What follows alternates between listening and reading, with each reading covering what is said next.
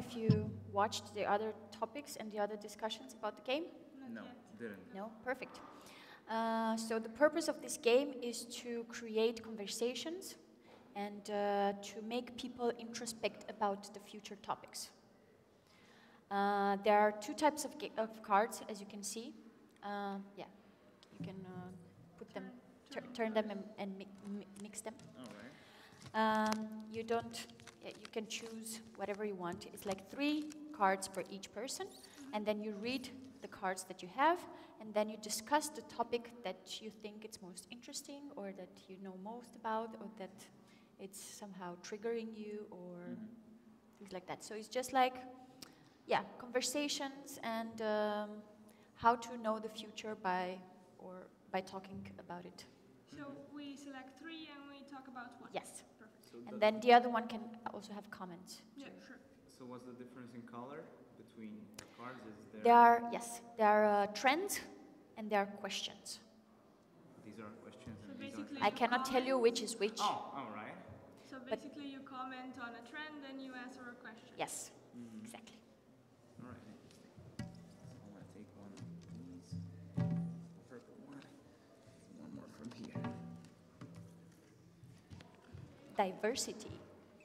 Do we read them? Yes. Well, Yes. All of them? If you want to, yes. So let me start. First of all, first one, this purple card, develop cities implement nature-based solutions at scale in the face of climate threats. All right? You want me to read them all? Or? On whatever you're going to choose, if you want All right. to. Second one, autonomous flying electric transportation in large cities. All right. And has Europe lost its chance as a global economic powerhouse to China and the U.S.? All right, interesting. It seems like all 3 of them have triggered you in some way. Of course, So, that's, I have a reaction to everything I interact with. yeah, that's good. Probably I'm not going to talk about this one because I don't really, so these are questions, the red ones. I don't really have information about this. Develop cities implement nature-based solutions at the scale in the face of climate threats. So I'm going to choose between these 2. Do you want to choose for me? No. You don't want to choose for me. Take responsibility. Of course. Be an No, adult. but both are interesting.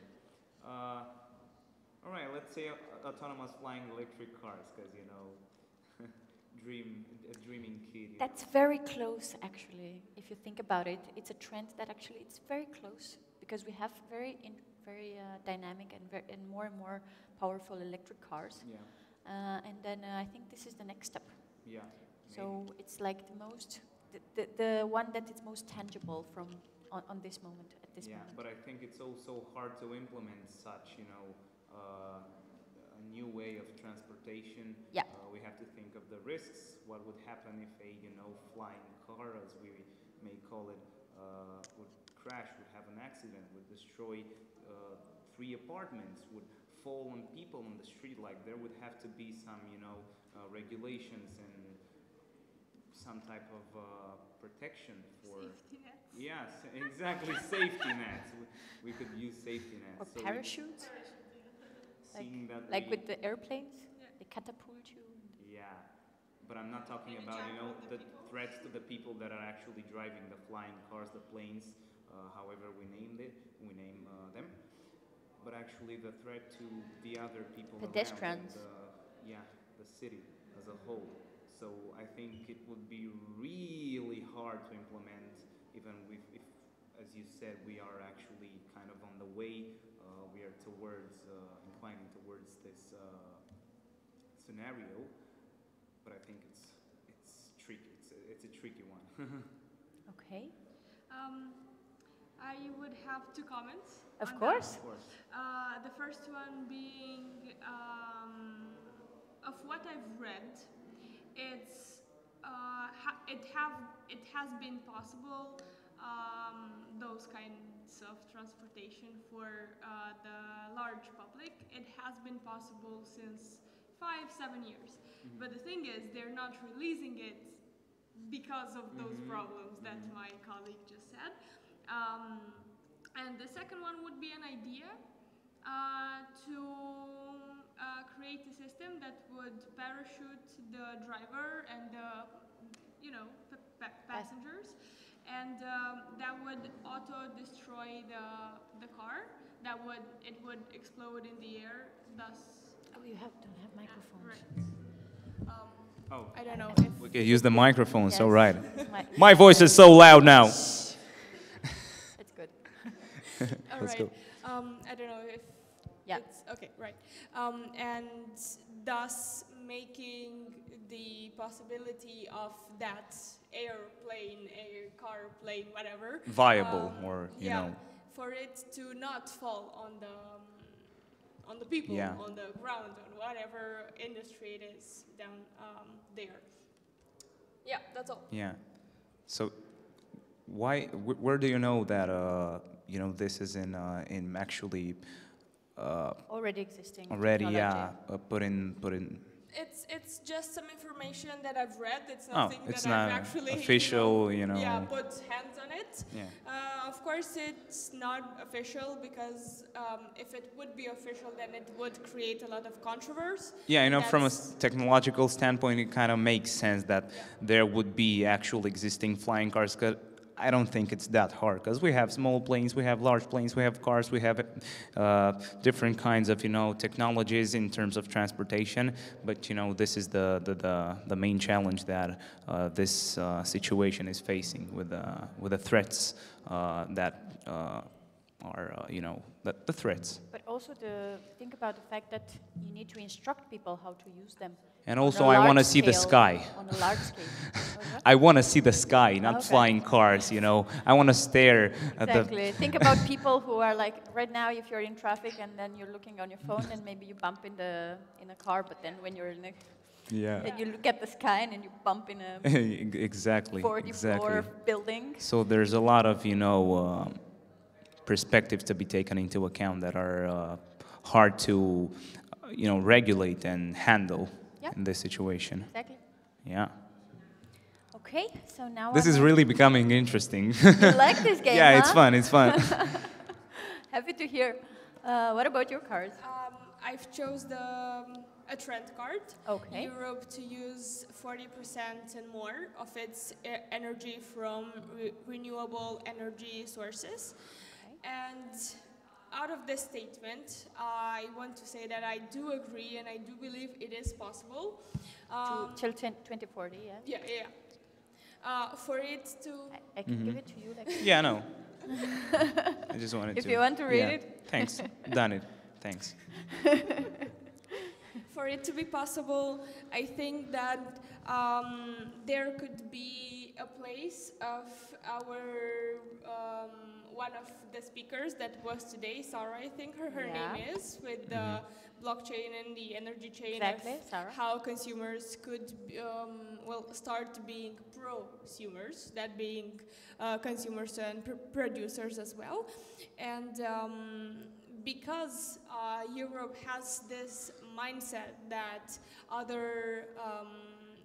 I am taking the responsibility of those words that other continents don't have, because the biggest trends of eco, bio, and renewable Are and seen in everything Europe. is in Europe and are basically starting in Europe. We do see some trends in America as well, but the Asia side and other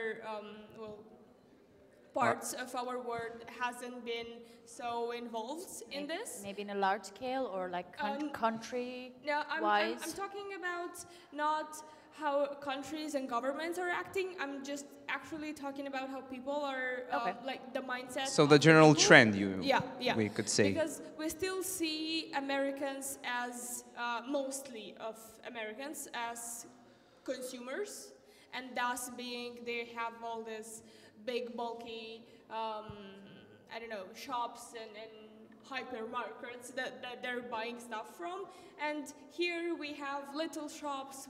Since Europe is so small, as in people per square meter, I do believe that Europeans are the most out of this world, the most renewable Energy created. directed.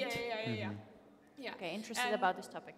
this would be first would be possible in Europe, even though in the other continents they could go to this point much faster than we could, because we are using a lot of our fields, a lot of our well, energy power, I'm sorry, water power, wind power, and so on. We're using it to create our other grids than consuming it in a household.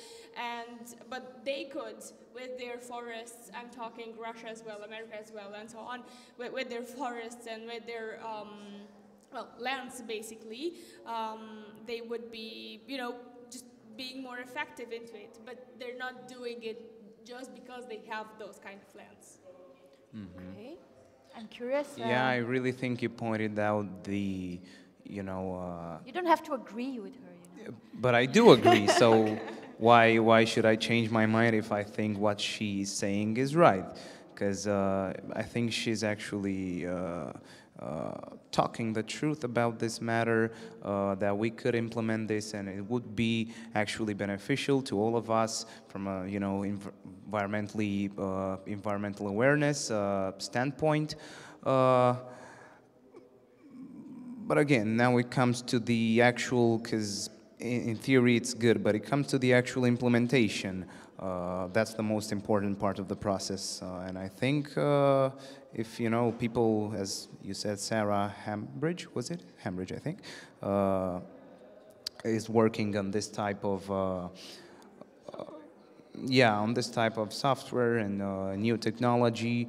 I think that in quite a decent, a small amount of time, we will be able to at least partially implement some of these techniques, some of these softwares, some of these new ways of,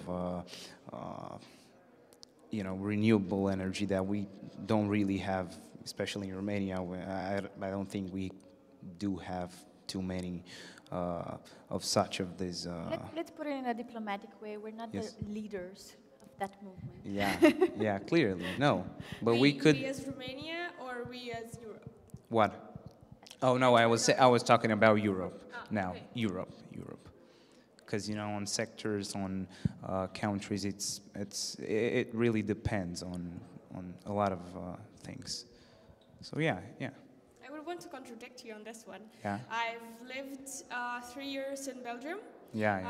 During my studies, and there I've seen a lot of awareness and consciousness about how people are wasting and how they are using this kind of waste. And I can say that a lot of Northern Europeans, and I'm talking as well as the old ages, not only teens and students, and I've seen that they're really confident about what they're doing, that it's going to help in a way the environment, that they're sorting, that they're not using so much water.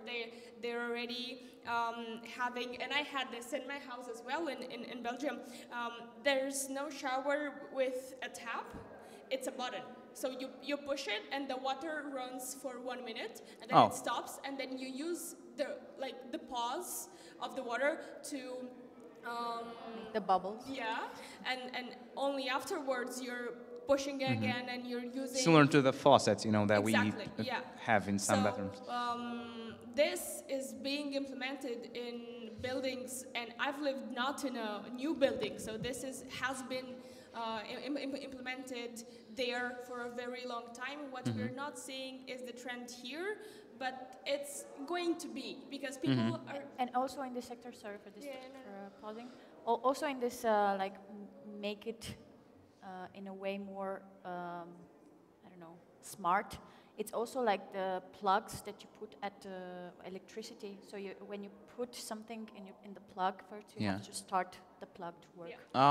So there's no energy that's wasted, because if you turn off a TV, then there will be energy that will be wasted. The TV, when it's turned off, it's still using energy. Yeah. You have to unplug it completely and who does that when it leaves the house? Who unplugs Nobody. all the TVs? Exactly. My TV has been plugged in for 19 years. Exactly. I'm 19 years old. Exactly. But what developed countries actually have is a plug. It's a switch, sorry, on the... So before you turn the TV on, you have to switch on the electricity, which, of course... Yeah, so that's what I think, going back to what you said earlier, the government could intervene and kind of incentivize this kind of thinking through, you know, advertising and what you said, implementing more of these... and also through laws, because a lot of those people in the developed countries don't do that. They're, of course, the level of education, it's higher than in other parts. So they understand the perspective from like the whole perspective of the problem. But also there's a thing that most of them are obliged to recycle. And they have like serious repercussions if they don't. Exactly, that's what happened when I visited my aunt in Sardinia, Italy. And you know, all around the house, she didn't only have a trash bin as we have, you know, where we just throw everything, then go to the Gena, all right? The trash can? Yeah, to the trash thing. But she had separate three, one for plastic, one for metal, exactly, to recycle, because as you said, there were serious repercussions if she didn't recycle, which for me, it was annoying at first. Bro, I want to throw this in my house wherever I want to, but it's actually, if you think... we are not used to it. We are not used to it, exactly. So... yeah, that's where the government, you know, could intervene in helping, in aiding in this situation. Yeah, but you can start from your own house when you just decide that from now on I will recycle, and then I will everything, all my waste will be divided into 3-4 categories. Then you do it for yourself, and then you get like used to this activity. It's because it's a different activity that, yeah. It's not part of our day-to-day life. Exactly. I think people kind of need to be, you know, taught, as it is, because my mother actually has a restaurant, and this is a discussion that we were having, that she doesn't have, let's say, high-class food, but she could. But at this point, if she introduced kind of, you know, very sophisticated foods and you know, this kind of stuff, it wouldn't catch on, because people are not taught. You have to teach them in order to actually be able to implement the actual solution. So that's what I think should actually happen here in Romania. We have to learn first and then implement. As a conclusion, I want to say that problems create solutions. And opportunities. Yeah, of course. The point where Romania would be changing, as well as other European developed countries, is going to be when the problem is knocking on our door. Or when we need to. Do something. Exactly. This is why the problem is going to be the call for action that we need to take. CTA. All Thank right. you so much. Nice. Thank you too. It was really fun. liked It was yes. fun. Long discussion. Yes, we really like it.